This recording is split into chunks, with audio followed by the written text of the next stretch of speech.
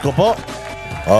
Katulad nga ng lagi natin sinasabi mga bossing, etong gobyerno na to, Diyos ko po, wala na nagawa matino. Mantakin mo napatunayan natin na pinakamalaki raw di umano ang inutang ng ating administrasyon ngayon kumpara nung panahon ni Pangulong Rodrigo Duterte. Nung panahon ni Pangulong Rodrigo Duterte, nangutang nga tayo. Pero tingnan mo naman, ang dami naman nating mga build. Meron tayong mga kaliwat kanan na mga ayudahan dahil lang COVID, hindi ba? Tapos meron pang mga gera noon. Nandyan pa yung ISIS, Maute. Hindi ba? Nagkaroon ng Marawi Siege. Tapos pagkatapos yun, nagkaroon pa ng mga pabahay sa Yolanda. Hindi ba? Nagkaroon din ng mga pabahay doon sa mga displaced Marawi residents. Tapos ano pa mga panahon ni Pangulong Duterte? May mga bagyo-bagyong sobrang lalakas. Meron pang mga malulupit na mga paglindol. At napakaraming mga dilubyo. Pero ngayon lamang, mas malaki pa daw ang inutang ng administrasyon ngayon kesa noong panahon ni Pangulong Duterte. Samantalang, ngayong panahon, anak ng tinapay, walang infrastructure, unang-una. Yung build better more, wala nangyari. Kaisa-isa. Sa kanilang napaganda yung dyan sa may Pasig River. Dyan sa may bandang Manila, sa may Escolta yata yan. Doon lang, yun lang yung bukod tanging napaganda nila. Wala nang iba. Anak ng tinapa na yan. Walang build project. Walang mga infrastructure na nakikita. Walang bagong hospital, bagong eskwelahan, wala. Wala namang pinipirmahang bagong batas na paggagamitan ng pera. Hindi katulad ni Pangulong Duterte noon. Ginawang batas sa yung Bangsamoro Basic Law, gagamit ng pera dyan. Ginawang batas yung free tuition fee. At napakaraming mga proyekto. Pero wala. Ngayon, wala. Diyos ko po, mantakin mo merong Maharlika Investment Fund. Bukod sa Maharlika Investment Fund, ano pang meron? Merong budget ng Pilipinas. Bukod sa budget na ilang bilyon na budget, nagdoble nga Parang 3 billion lang, naging 6 billion na. From previous years. Di ba? So ilang trilyon na mas mataas yung budget ngayon kesa nung panahon ni Pangulong Duterte. Pero anong nakikita mo sa kapaligiran? May nakikita ka bang pagbabago? May nakikita ka bang kasiyahan? May nakikita ka bang katiwasayan? Ano pa? Ang dami-daming pera. Meron pang perang kinuha sa PhilHealth. Aside from yung perang kinuha sa PhilHealth, ano pa? Nagbebenta pa sila ng mga ginto. Aside from pagbibenta ng ginto, ano pang ginagawa? Kumbaga, lahat puro pera, bumabaha ng pera, pero magtataka ka. Putang ina, kahit gapatak, nakaginhawaan, wala tayong maramdamang hayop na yan. Wala tayong maramdaman na kahit na kaunti man lang nakaginhawa. At ito pa masaklap ito masaklap. With all those budget, with all those projects, laging sinasabi nitong Tokmol na si Marcos at itong si Recto, laging sinasabi ng dalawang itlog na yan, na ang legasiya daw ni Bongbong ay itong Maharlika Investment Fund. Pucha yan. Pero ng taong bayan ang ginamit dyan, pero utang pa rin tayo ng utang. Utanginan yan. Anak ng nakaw. Hindi ba kayo maiinis yan? Utang pa rin ng utang inang mga yan. Puro na lang utang. Wala naman nangyayari sa bayan. Wala namang kaginawan. Wala namang bagong release na nadagdag. Yung bagyong expressway natin hanggang Rosario, Pangasinan, hindi na nadagdagan yung mga kalsada. Ang balita dati dyan, hanggang Ilocos yung highway na yan. Hindi na natuloy-tuloy. Anak ng tinapay na yan. Saan nyo dinala pera? Saan? Tapos ito masaklap, lumalabas, na sa kabila ng ginawa nilang pang-aayuda, putang ina, mahirap pa rin ang Pilipinas. Ang dami pa rin gutom. Takan-taka na daw sila kung bakit. Paano hindi kayo magtataka? Putang ina baka mamaya niya kakarampot lang yung binibigay nyo sa taong bayan, mas marami pa yung pumupunta sa mga bulsa nyo. Di ba? Ngayon nahihiya kayo. Tayo na, ang dami yung issue. Sa totoo lang, napakarami yung issue. Kung babalikan natin yung 3 taon ninyo, wala kayong nagawa matino. Utangin na lahat ng ginawa nyo, puros kabulastugan. 3 taon, mag-isip kayo na magandang nangyari sa bayang Pilipinas. Pukin ang ina niyan. Kahit tumambling-tumbling ka, sabi nga maglakad ka rito mula monumento hanggang Baklaran. Wala kang makikitang magandang naidulot na itong administrasyon na to sa bayang Pilipinas. Ay na dyan sa airport. Sa airport na lang, palpak na. Airport na lang, palpak na. Malaglag bala na naman. May mga nakawan. Anak na toklay naman talaga. Sa turismo. Wala na. Wala na. Ban na ang mga Chinese. Wala nang pumupunta dito. Galing tayo ng Malaysia at ng Thailand nung nakaraan. Lintek, ang daming mga Chinese doon. Gastos ng gastos. As in, sige, waldas sila ng waldas. Imbis na dito nagwawaldas ng pera mga yan para lumago ang turismo natin, putang ina, dinidemonize nyo. Ngayon, sino ang natin? Sino ang mga turista rito sa Pilipinas? Pukin ang ina niyan. Eto yung mga turista sa Pilipinas. Ipakikita ko sa inyo Isang malupit lang. Sino ngayon ang turista sa Pilipinas? Wait lang eto, ipapakita ko. Wag kayo masyadong sabik. Ano ba yun? Nako po.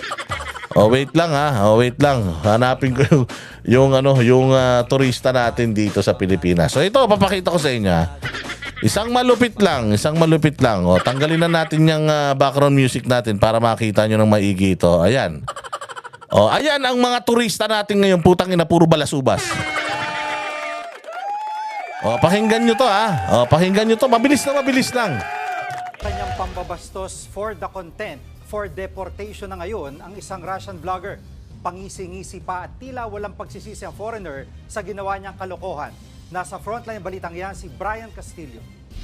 You have the right to remain silent. Anything you say can be used against you in any court of law. Sure. Humisi pa ang Russian-American. Yan. Yan ang mga naan natin. Gusto niyo yan puti, di ba? Gusto niya ganyan, di ba? Yung mga Amerikano, na mga Russian, na mga AFAM, di ba? Gusto niya yan di ba? Sabi ko sa inyo, turismo natin, wala na, lubog na. Bakit? Ganito na yung mga turista natin. Pupunta rito para babuyin tayo. Alam nyo dati yung mga turista ini-invite natin dito, it's more fun in the Philippines. Gagawin nila, gagastos sila dito sa Pilipinas. Limpak-limpak yung salapi nila. Nakinita sa mga bansa nila. Pagpunta rito, gagastos sila. Ayan, pupunta sila sa mga beach, check-in sa mga hotel, kain sa mga restaurant, paano ng mga activities, punta sa mga sightseeing sa Pilipinas, di ba? Mayaman ang natin. Ang turismo ngayon, wala na. Bulk ng ating mga turista, which is mga Chinese, na itaboy na natin. Bakit? Tayo na ginagawang demonyo Yung mga Chinese na parang lahat na lang ng Chinese, basta singkit, damay. Demonyo ang tingin ang pinapalabas natin. Samantalang, ang dami naman Chinese sa Pilipinas. Ayan, yung mall na mga pinupuntahan nyo, puro naman mga Chinese. Anti-China kayo, pero mga cellphone nyo, mga China. Hilig nyo siomay. Hilig nyo sa Shanghai. Punta ka ng Binondo, punong-puno yung mga nagtutur doon. Mantakin mo tayo, may pinakamatandang Chinatown sa buong mundo. 500 years old na yung Chinatown natin. Ibig sabihin, nauna pa sa mga Kastila. Walang hiyang yan. Wala pa naman akong nababalitaan na sinakop tayo ng mga yan. Pero ito ngayon, ng mga turista sa Pilipinas, itong nai-invite natin ng mga turista. Vlogger na si Vitaly Zorovetsky habang binabasahan ang kanyang mga karapatan matapos hulihin. Pati sa mugshot, nakangiti pa siya. Nakita ninyo kung paano tayo babuyin? Oh. Ito ng PNP Criminal Investigation and Detection Group, ang dayuhang vlogger sa isang hotel sa Pasay City. Sa bisa ito ng Mission Order for Undesirability mula sa Bureau of Immigration. Yan ay matapos mag-viral ang kanyang mga video ng pambabastos sa ilan nating kababayan na ginawa niya for the content. Nariyan ang pantitrip sa ilang security guard sa BGC Taguig. Mayroon pang tinangkanyang agawan ng baril at tinangay pa ng vlogger ang electric fan ng isang restaurant doon dahil sa kanyang pambabastos. Itinuturing siyang undesirable alien ng immigration. Ang ibig sabihin po nun is ang isang foreign national ay Tinan nyo nangyari rito. Ito ang nakakatuwa rito. Ito nakakatuwa ito. hindi nakarapat-dapat na manatili sa bansa dahil ang kanyang presensya po ay nakakaabala na, nakakagambala na. Sige, paikliin na natin. So ito nga yung foreign national na ito, isang Ruso. Isang Ruso na ang kanyang passport is Russian. Siya daw ay nakatira sa Tate. Kasama nga daw yata niya yung nanay niya dito eh. Itong kupal na ito, ang trabaho nito mang-urat sa social media. At may mga kasamang mga vlogger yan dito sa Pilipinas na kakolab niya. Kakolab ba? Ngayon nakulong to rito. Alam nyo ba kung hanggang ngayon nasaan itong gunggong na ito? Itong gunggong na ito, nandiyan yan sa Camp Bagong Diwa sa Bikutan, ikinulong. Hindi Pilipino to hindi Pilipino. Hindi Pilipino pero ngayon nakakulong dyan sa Camp Bagong Diwa. Bakit ko hina-highlight yan? Ang sabi ng Bureau of Immigration, after daw ng proseso, they will inform yung may-ari sa kupal na ito. Sinong may-ari? Yung bansang Russia.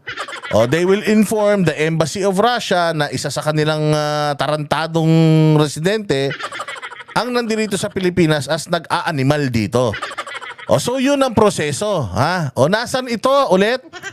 Hindi naman to Pinoy. Pero nasaan ang putang ina nito? Nandito. Pakakainin pa natin sa kulungan ng putaragis na yan.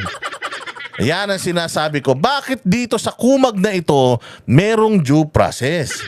Bakit itong tarantadong ito nandito pa sa Pilipinas? Bibigyan natin kayo ng isang example ng kawalan ng hustisya.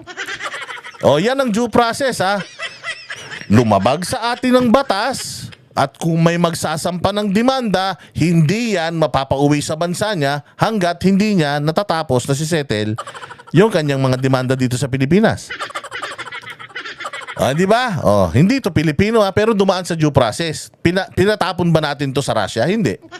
Bakit? Kasi nga dito siya lumabag na batas sa Pilipinas. So wala pang nagsasampa ng kaso sa kanya. Pero ikinulong na siya ng Bureau of Immigration dahil undesirable alien. Kung ako undesirable pala, di puta itapon nyo ng hayop na yan. Pero bakit nandito pa din? Kasi due process. Bakit hindi na-avail ni Pangulong Duterte yung parehas na due process na ini-enjoy ngayon ng buwaka ng inang to? Ini-enjoy ngayon ng ulol na to yung due process sa Pilipinas na hindi na-enjoy ng ating mahal na Pangulong Duterte. Bakit ang ating Pangulong Duterte, yung pamismong otoridad din natin ang humuli sa kanya, humayop sa kanya, at nagpatapon sa kanya sa ibang bansa?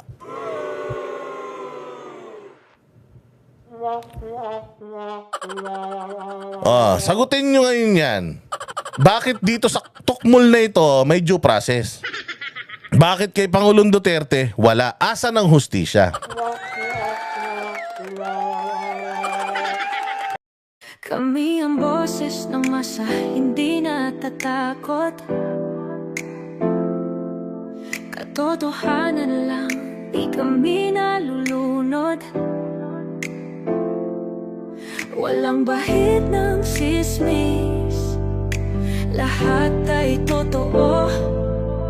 Kahit sino ka pa, pag mali ka babanatan ka. Walang pinipili kulay, wala kaming kinikilingan. Basta para sa bayan, kami lalaban. Pagdama palakpakan, pag mali banatan. Di matitinag, di matatakot, para sa bayan tuloy ang sigaw. Sa harap ng kamera walang halong takot. Mga baluktot, lahat kayo'y tutumba. Ang hustisya at totoo, yun lang ang mahalaga. Kahit sinong harang, di kami matitinag. Walang Pilipinas